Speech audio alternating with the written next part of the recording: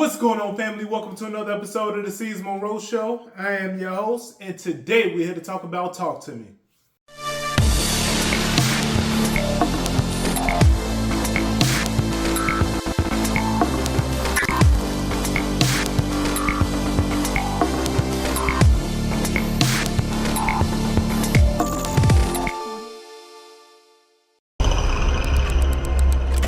So where'd you get it from anyway? Apparently it was the hand of someone that could connect with the dead. I heard it was the hand of a Satanist. The other hand's just out there. Now, first off, I'm going to say you guys didn't miss anything. Talk to Me doesn't come out till July 28th. I was just one of those privileged people that was able to see it a month early. And this is all thanks to you guys. You, the supporters, y'all supporting my show. Y'all put me on the radar for these screenings, and I appreciate you guys. So, with that being down, let's get into it. Talk to Me is one of these horror films. I'm going to explain to you guys pretty much. Let's walk into it a little bit. Let's walk into it through my experience, right? First mistake I made, I didn't watch the trailer. I literally got an email about the screening, and I accepted the invite, and I went to the show. Went to the screening, right? Bad idea. So good thing that I'm a people person, so I was able to rub elbows with a couple people in there. They kind of was talking to me and telling me what the movie is about. So I'm like, all right, it sounds mediocre. What the hell? I'm here now. Like, let's get on with this thing. I'm gonna say the lights went down. The directors of the film, which there's some Australian YouTubers, I'm not too familiar with them myself. The way they just came on the screen, they thanked us, they thanked Chicago, pretty much, and we went into the film. And then this film starts out, and I'm gonna say spoiler alert because I have to kind of set the tone of this film for you guys, because even watching the film and then watching the trailers, it still was so much more that you just didn't get in that trailer. And I'm gonna give it to you now. The start of the film, it starts with this kid walking into this party looking for his brother. His brother is in a room possessed, right? So the camera is following the brother as he goes to get the brother that went to go get his other brother.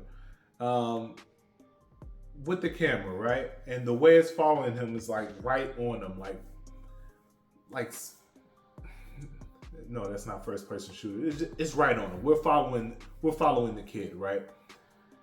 As he gets his brother out of the room, all these people have cameras on. So as he pans to tell everyone to put the cameras down, turn your cameras off, so on and so forth, we're following him. And as he turns around, his brother just stabs him, right? I'm not going to go into any more detail with it. I'm just leave it there. But I just thought that was so dope. It was very cringy. But that was the tone I thought that the film was trying to set. And I was like, this is probably not going to work out so well. But I want to say that they did a good job. Like, the atmosphere of the film, you felt it throughout this whole film. We felt that.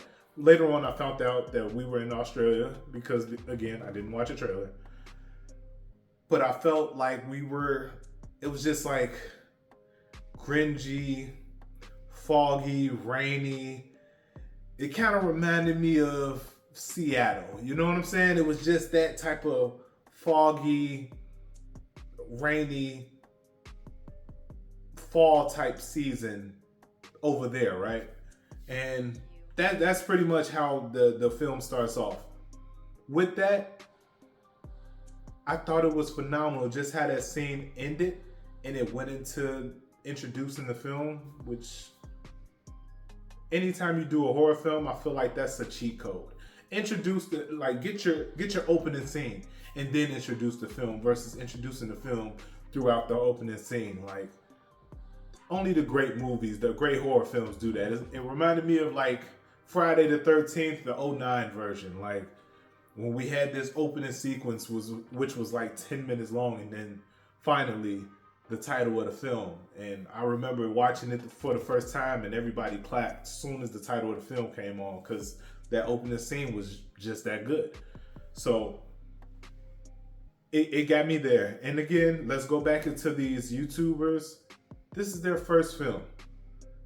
I, again, knew nothing about this film at all. Not the directors, not the actors, anything. These guys did a phenomenal job. Talk to Me was one of those horror films that it wasn't just a regular, like one of those basic horror films that we see nowadays, because that's what we get, like the basic hauntings, slashers. And I feel like slashers are really struggling lately. Like, everyone has a gun at this point. Like, it's hard to get a good slasher film. It just doesn't work as well. Not in 2023. But you have your slashers. You have your horror thrillers, which is like my favorite. Except when I get a good storyline, like The Conjuring, the first Conjuring film, phenomenal storyline. When it comes to those like paranormal films, I'm with it because the storyline matches up and it's great, right? This film, it's kind of like a paranormal type of situation, but just the way that they handle it, it was just phenomenal, guys. I promise you, it was just something different about this film.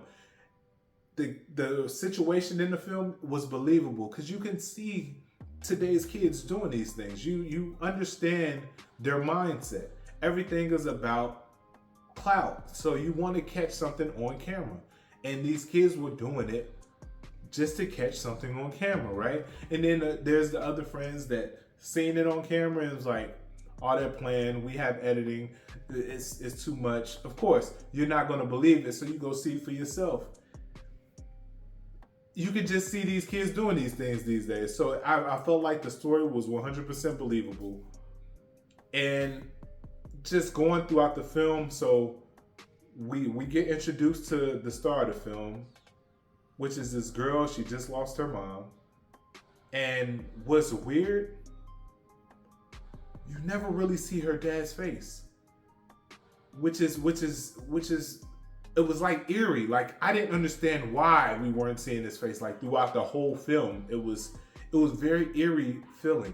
And again, I did at the first time was like, but in my mind, as a movie watcher, a film goer, a film critic, I'm expecting her dad to do something. That's just in my mind, because again, we've been trained for these things. And I'm not going to ruin it for you guys, but just watching these things, it wasn't anything that I expected. This literally came out of left field. And mid-film, when there's a part in there where she's trying to get in touch with her mother, and I feel like at this point the ghost kind of tricked her, or I don't want to say the ghost, the spirit, whatever the hell, kind of tricked her and got her to kind of finesse the little brother to be in the world a lot longer than he was supposed to, because it's like a 90-second rule. I don't want to ruin it all for you. There's a 90-second rule. You hold this hand for more than 90 seconds, you're due to be possessed for longer, right? So it is what it is on that point. So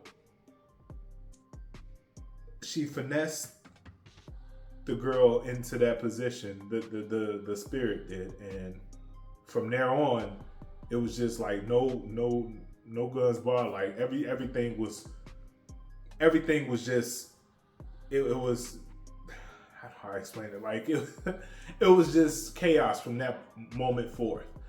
It was like nothing good could happen, and it was going back to back. It wasn't like it was these long pauses in the film, because the film is only 90 minutes, which is another excellent thing. I don't feel that these horror movies need to be as long as they are nowadays, but I get it. Runtime is one of those things you want to flesh out your story, and I feel like this 90 minutes was utilized to the fullest potential when they got it done. Like, again, kudos to the filmmakers. They did a phenomenal job. These guys, the film was set in Australia. again, I haven't traveled this country enough to not know that this wasn't done in America, but I felt like it was in Seattle somewhere. I just thought Twilight. And I need to stop bringing up Twilight because at this point you guys are going to say that I'm a Twilight fan, and that's just not the case. But that's the middle of the film. And then the ending, the way the film ended. And again, I'm not about to ruin this, so don't worry about it. The way the film ended. I just thought it was artistically, like it just hasn't been done before. You really need to watch this film. I've never seen something like this, especially in a horror film. They did their thing on this one, and I appreciate them because this is where we're going. These are two YouTubers from Australia. They did this film, and I just feel like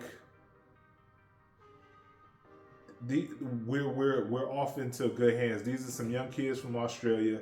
I feel like they're leading the charge into these new films that's being made, because at the end of the day, it's still content. We're content creators, so we kind of know what we want to see. And with these kids, they knew what they wanted to see, and they put that on film the right way. Like it was just done so great. Like, I don't know, just kudos. I'm gonna give this film a 9.5 out of 10.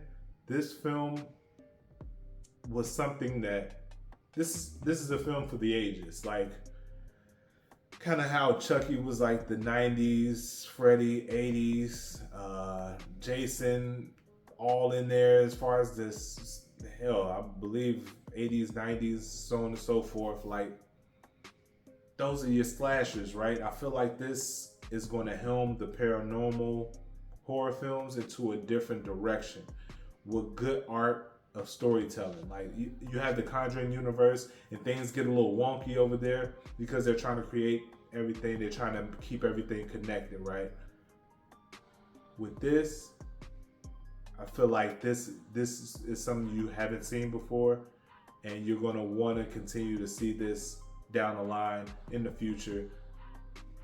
I'm not saying you're going to let kids watch it, but once the kids get a hold of this is nothing but nightmares, plain and simple. So it's one of those films. You guys need to go check it out. Talk to Me comes out July 28th. Go check it out. I'm your boy, C's Monroe. I appreciate y'all for tuning in. Don't forget to like, subscribe, hit that notification bell, and comment down below. Let me know if you're going to go see this. Do you plan to go see it? Have you seen it already? I want to know your thoughts. I appreciate y'all for tuning in. I'll see you next time. Peace.